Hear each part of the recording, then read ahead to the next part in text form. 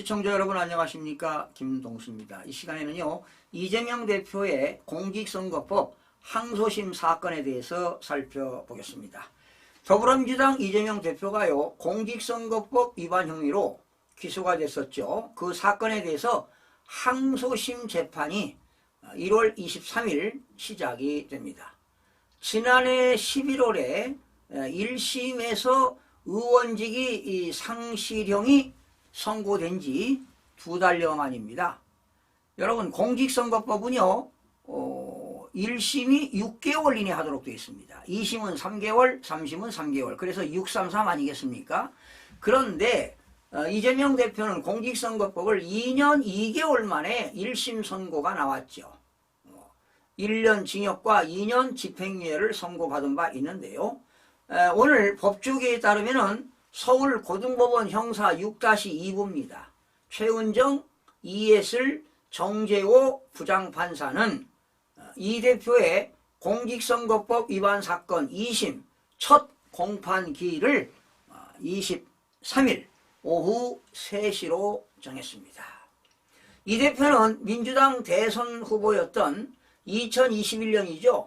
고 김문기 성남도시개발공사 개발 1처장 및 성남 백현동 한국식품연구원 부지의 용도 변경 특혜 의혹과 관련해서 허위사실 공표로요, 공직선거법 위반 혐의로 지난 2022년 9월에 재판에 넘겨진 바 있습니다. 그래서 1심 판결은 2년 2개월 만에 나왔습니다. 원래 6개월 만에 해야 되는데 1년 6개월이 더 걸린 거 아니겠습니까? 계속 재판을 지연한 거예요. 1심, 그 당시 1심을 맡은 서울중앙지방법원 형사합의 34부 한성진 부장판사가 맡았죠. 작년 11월 15일 날 김 전 처장과 골프를 치지 않았다는 취지의 발언과 백현동 발언을 허위사실 공표로 인정해서 이 대표에게 징역 1년과 2년 집행유예 2년을 선고한 바 있습니다. 다만 이 대표가 성남시장 재직 시에는 김 전 처장을 몰랐다고 하는 취지의 발언은 무죄로 판결을 했지요. 이 판결이 만약에 대법원에서도 계속 확정될 경우 이 대표는 의원직을 잃게 되고 10년간 대선 출마도 불가능하게 됩니다. 그러니까 만약에 2심, 3심에서 계속 만약에 1년 징역, 2년 집행유예를 받는다면 국회의원직은 당연히 상실되고요. 10년 동안 피선거권이 박탈당하게 되는 겁니다. 그러나 만약에 벌금을 100만 원 이상 받게 되면 역시 국회의원직도 상실되고요. 대통령 선거, 피선거권은 5년이 날아갑니다. 그러나 이렇게 징역형을 받게 되면 10년이 불가능하게 되는 겁니다.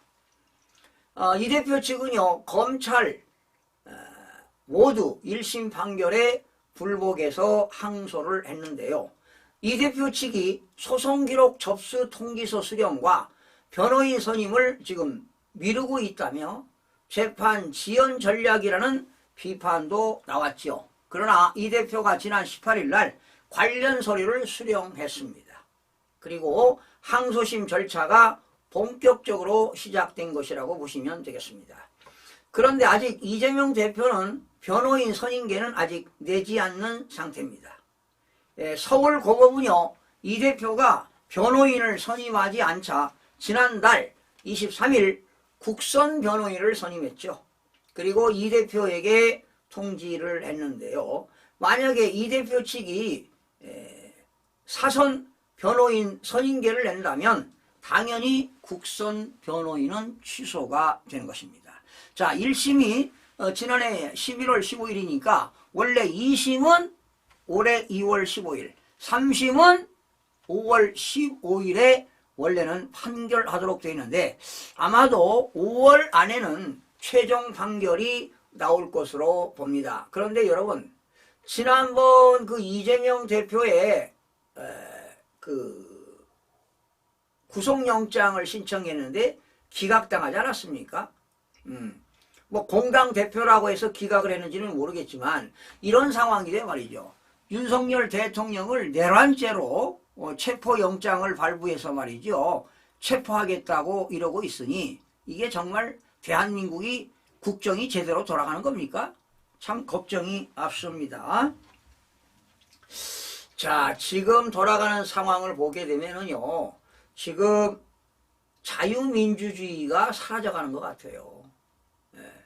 우리는 자유민주주의를 주장하는 한미일 공조와 체제전쟁을 하는 것 같습니다. 그리고 이재명 대표의 북중러를 친북, 친러, 친중 이러한 세력들과 체제전쟁을 벌이고 있는 것 같습니다. 국민 여러분, 우리가 그동안 자유민주주의 체제에서 살아왔는데요. 자칫 잘못하면 자유민주주의가 붕괴되게 생겼습니다.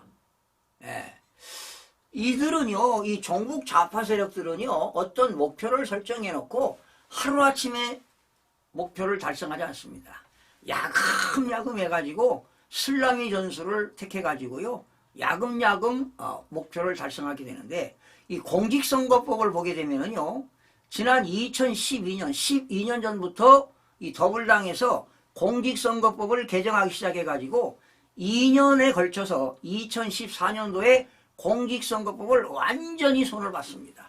완성시켜가지고 문재인 정부 2017년에 서서히 야금야금 부정선거를 시작해서요. 2020년 21대 국회의원 선거 36명을 당선시켰습니다.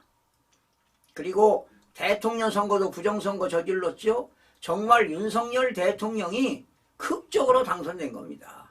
부정선거를 했는데도 불구하고 극적으로 당선이 됐습니다. 이거는 신이 도왔다고 저는 봅니다. 수백만 표를 가짜 투표를 집어넣었는데도 불구하고 당일 투표에서 윤석열 대통령을 많이 지지해 줬기 때문에 오늘날 27만 표 차이로 당선이 된 겁니다. 이거는 정말 하늘이 도운 거예요.